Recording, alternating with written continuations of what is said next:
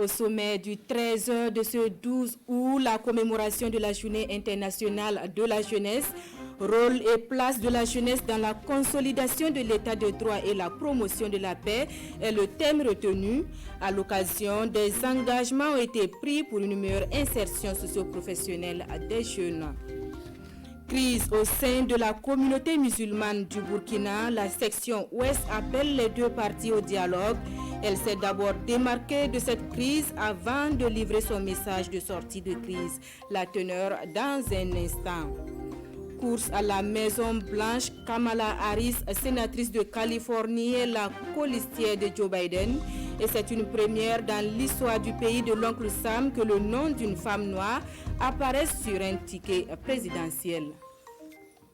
Ravi de vous retrouver. Nous sommes le 12 août, journée dédiée par la communauté internationale à la jeunesse. Au Burkina, cette journée a été commémorée sous le signe du rôle et de la place de la jeunesse dans la consolidation de l'état de droit et la promotion de la paix. Une célébration marquée par des engagements forts à plus de promotion de la jeunesse au Burkina. Jean-Eudes Bayala et Olopoda.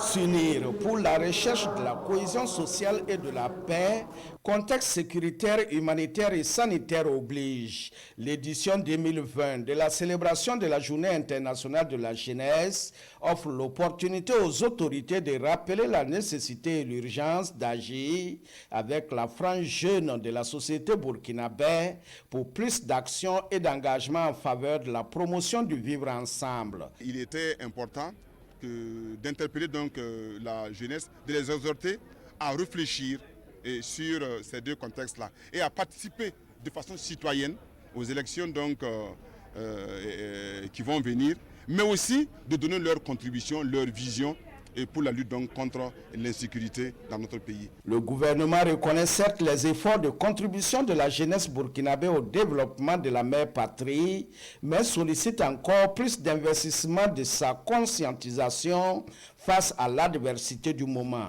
La charte africaine de la jeunesse qui recommande que la jeunesse soit représentée dans les sphères de prise de décision, dans les coins comme les conseils d'administration, l'Assemblée nationale, au niveau donc des instances des partis politiques, le Burkina Faso est en deçà de la moyenne. Quand vous prenez le monde économique aujourd'hui, vous verrez très peu de jeunes opérateurs économiques qui émergent. On travaille donc au positionnement donc de ces jeunes, non seulement donc dans les sphères de décision, mais aussi au niveau donc de la sphère économique. C'est pourquoi il y a donc des fonds qui accompagnent donc ces jeunes-là. Comptez avec les jeunes. Dans les politiques de développement, le sujet sera débattu entre gouvernants et jeunesse burkinabé. Le cadre sectoriel de dialogue regroupant les secteurs du commerce, de l'énergie, des mines et de la culture marque une pause pour jeter un regard sur les activités du premier semestre de l'année 2020.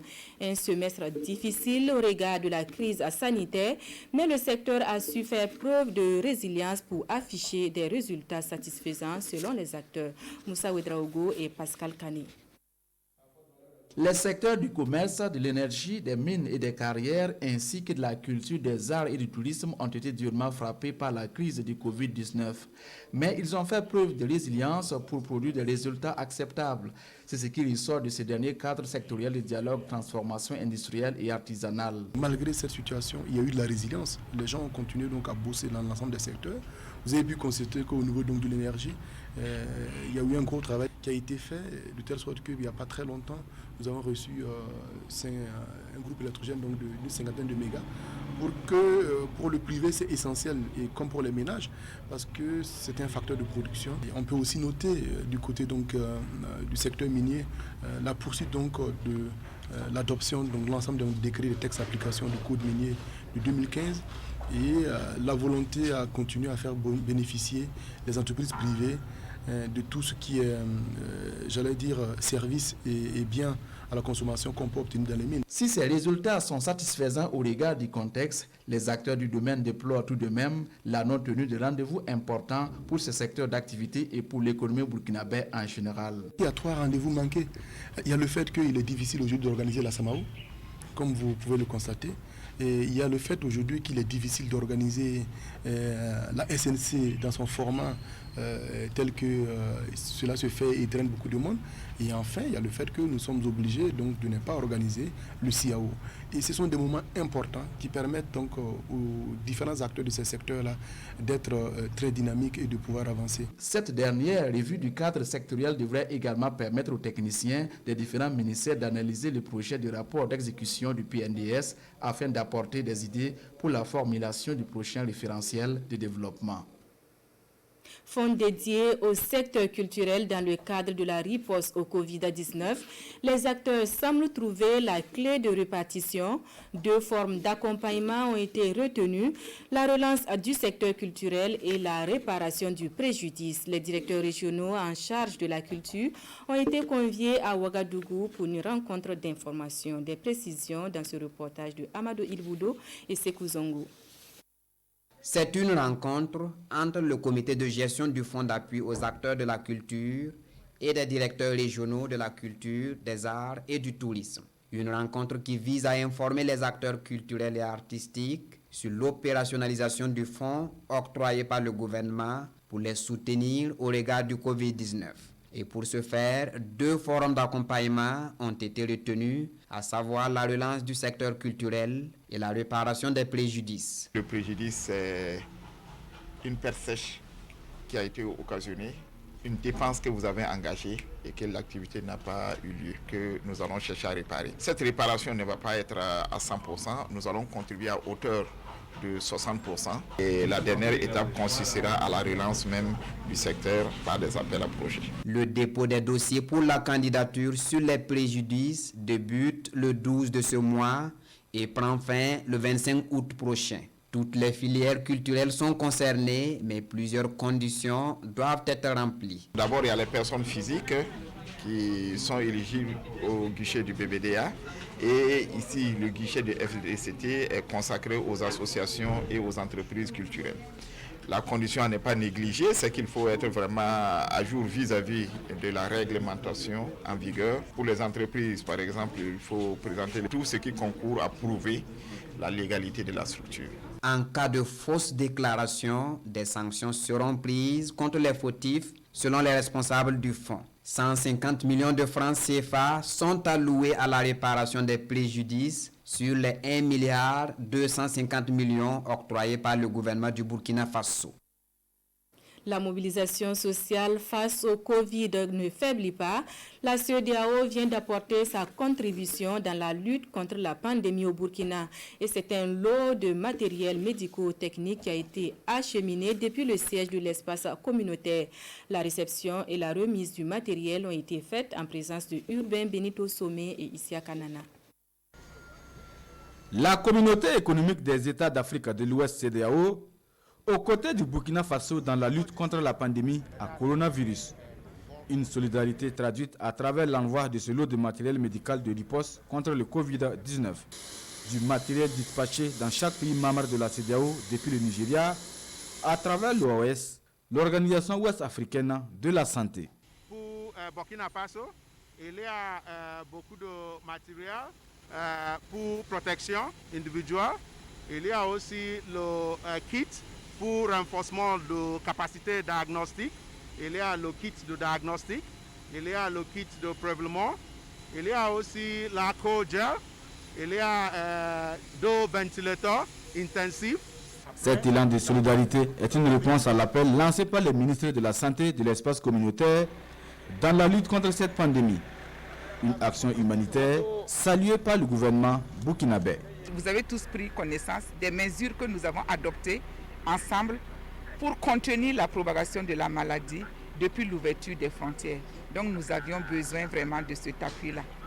Au nom de tout le peuple burkinabé, je voudrais dire merci à l'organisation de la CEDEAO. Ce matériel médical est un premier lot acheminé au Burkina Faso. D'autres lots sont également attendus dans les jours à venir, selon le directeur général de l'Organisation ouest-africaine de la santé. cap sur Bobo Dioulasso où la communauté musulmane de l'Ouest appelle les deux parties de la crise qui secoue la communauté au dialogue.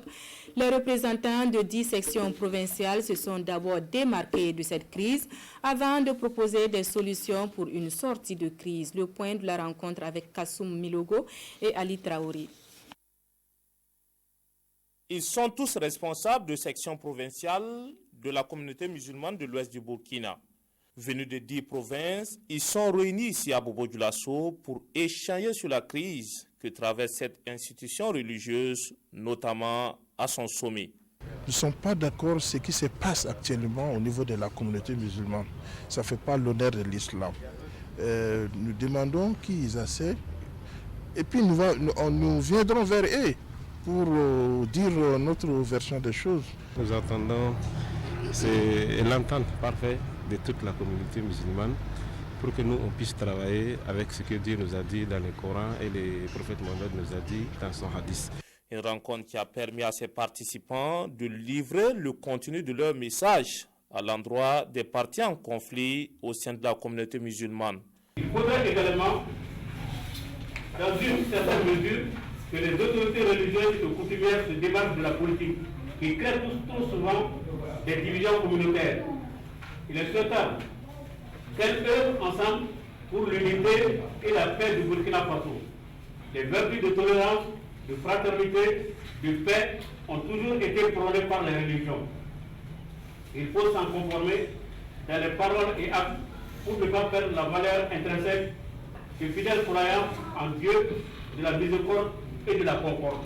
Pour ces participants, il faut également une réforme totale de la communauté musulmane et l'application effective des textes pour éviter des situations similaires à l'avenir. Nous restons dans la ville de Sia où la contribution de la femme pour des élections apaisées était en discussion. La tribune est offerte par l'Association des femmes d'action pour l'insertion sociale avec en ligne de mire une meilleure implication de l'autre moitié du ciel dans les échéances électorales à venir. Lamine Karantao et Karim Sissé. Le Burkina Faso, un pays modèle dans l'organisation des élections apaisées. C'est du moins la conviction de l'Association des femmes d'action pour l'insertion sociale. Et c'est pourquoi, en prélude aux élections couplées de novembre 2020, elle a initié cette formation sur la contribution de la femme pour des élections apaisées. On a vu ce qui se passe ailleurs. Et nous, les femmes, nous ne voulons pas que cela arrive au Burkina Faso. Nous avons besoin de l'implication de toutes les femmes à ces élections pour que les élections se passent dans l'apaisement total. La femme, en tant que citoyenne, doit prendre part à ces élections pour la désignation de ceux qui vont conduire notre pays. Deuxièmement, évocateur parce que la femme est mère. Mère en tant qu'éducatrice, elle est vecteur de paix.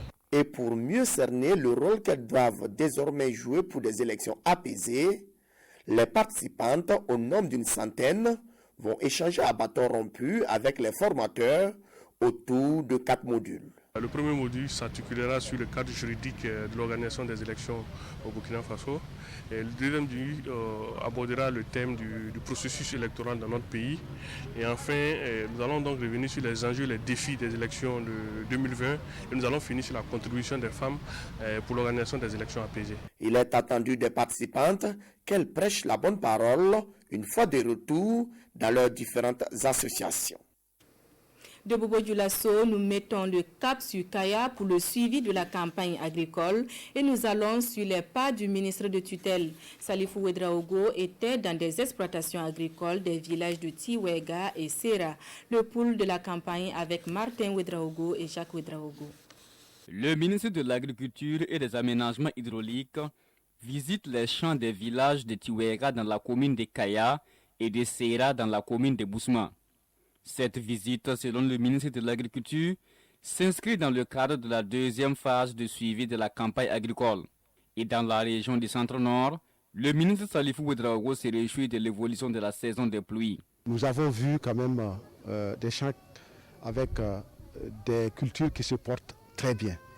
Ce qui veut dire que la saison est très bien installée dans la région du centre-nord. Et pour nous, nous pensons que si la pluie continue dans cette dynamique, avec une bonne répartition, nous pensons que nous pourrons atteindre les objectifs que nous sommes fixés. Dans le village de Tiwera, 67 personnes, en majorité des déplacés internes, travaillent dans ces champs d'une superficie de 22 hectares. Et dans ces bas-fonds rizicoles du village de Sera, on dénombre plus de 150 personnes. Cette visite a donc été une opportunité pour ces producteurs d'adresser quelques doléances à leur ministre de tutelle.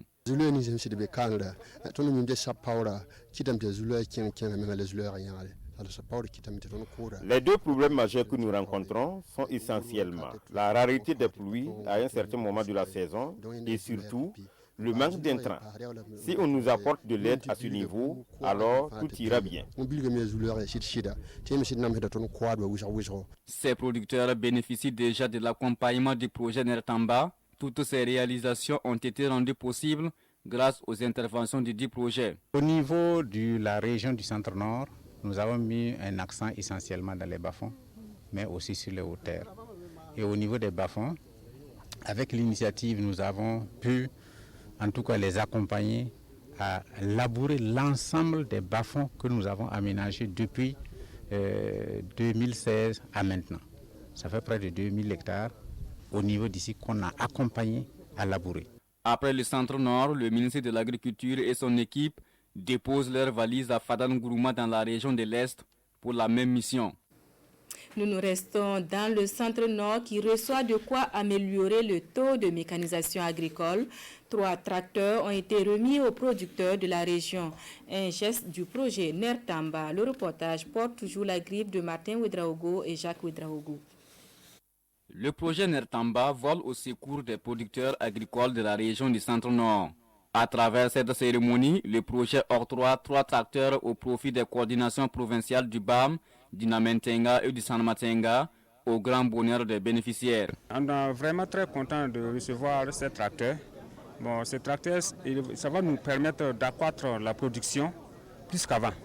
Voilà, on va mettre en place une comité de gestion pour la bonne marche, en tout cas, de ce tracteur. Le projet Nertamba tire vers sa fin et selon son coordonnateur national, ce don de matériel est une manière d'aider les producteurs à promouvoir les acquis du projet qui arrive à terme dans 2 ans. Le projet, dans peu de temps, va prendre fin, dans 2 ans.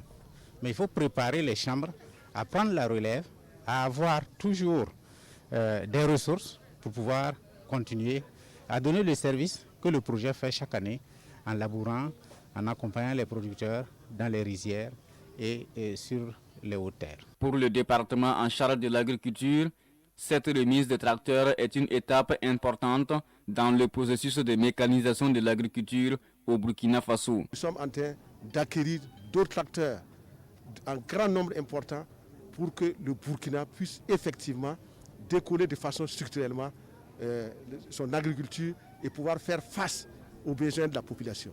Notre objectif, c'est la souveraineté alimentaire. À l'occasion de cette cérémonie de remise de matériel, le projet Nertamba a offert 18 motos aux directions régionales de l'agriculture, de l'environnement et des ressources animales pour bien accomplir leur mission de supervision sur le terrain. C'est désormais connu, Kamala Harris, sénatrice de Californie, est la colistière de Joe Biden à l'élection présidentielle aux États-Unis. C'est une première dans l'histoire du pays de l'oncle Sam que le nom d'une femme noire apparaisse sur un ticket présidentiel. Elle sera l'autre visage des démocrates pour la présidentielle. La sénatrice Kamala Harris, 55 ans, a été choisie par Joe Biden comme colistière pour le poste de vice-présidente en vue de défier Donald Trump lors de la présidentielle américaine. L'annonce a été faite ce mardi par le candidat démocrate. Fille d'immigrés jamaïcains et indiennes, Kamala Harris a ouvert beaucoup de portes. Elle a été la première femme et première afro-américaine à être élue procureure générale de Californie, l'État le plus peuplé du pays, avant de devenir sénatrice. En cas de victoire des démocrates, elle deviendrait ainsi la première femme vice-présidente. Et alors que Joe Biden, 78 ans, a laissé entendre qu'il ne ferait qu'un mandat, Kamala Harris ne serait alors qu'à un pas du sommet du pouvoir. Le sacre de Déby au grade de maréchal fait la une de nombreux quotidiens burkinabés dans leur parution du jour. Au plan national, ils se sont aussi intéressés au déguerpissement du marché de Yéguéré à Bobo-Dioulasso. La revue de presse de Sékou Zongo. Des vrombissements de caterpillars au petit matin du mardi à Bobo-Dioulasso. Ces caterpillars sont-ils de passage ou en réfection de route? Non, s'empresse de répondre mon confrère Abdoulaye Tierno. Ils sont venus démolir les lieux de commerce des femmes du marché de Yéguéré, écrit le journal Le Quotidien. Mais rappelle aujourd'hui au Faso, Célestin Koussoubé avait prévenu ceux qui vont s'entêter à rester sur le site après qu'on ait indiqué un site provisoire verront leur hangar détruit. Pourquoi ont-elles refusé de quitter le site qu'ils disent avoir mis à notre disposition abrite un fétiche? Rétorque le journal Le Quotidien avec des propos d'une victime. Pour aujourd'hui au Faso, ce déguerpissement entre dans le cadre du projet du président du Faso de construire le marché. En attendant, titre le journal, déguerpissement de l'Egmalogo à Bobo-Dioulasso, des occupants qui n'ont que leurs yeux pour pleurer. Autre sujet, le Tchad. Déby à la dignité de Marshall. Un sacre qui éveille de mauvais souvenirs, commente l'Obs dans sa rubrique Regard sur l'actualité. Même s'il reconnaît le journal, personne ne peut contester à Déby sa vaillance et son intrépidité militaire. En témoigne son rôle dans l'opération Colère de Boma en mars dernier. Le grade de maréchal évoque bien de mauvais souvenirs, souligne Hugues Richard Sama. Idi Amin Dada, Jean Bedel Bokassa et Mobutu Sese Seko, des exemples tristes. Selon le journal, le nouveau maréchal du Tchad fera-t-il exception? Wait and see, conclut mon confrère. C'est tout pour cette édition de la mi-journée. Merci à vous qui l'avez suivi. L'information revient en langue nationale dans une trentaine de minutes. Excellent après-midi à tous.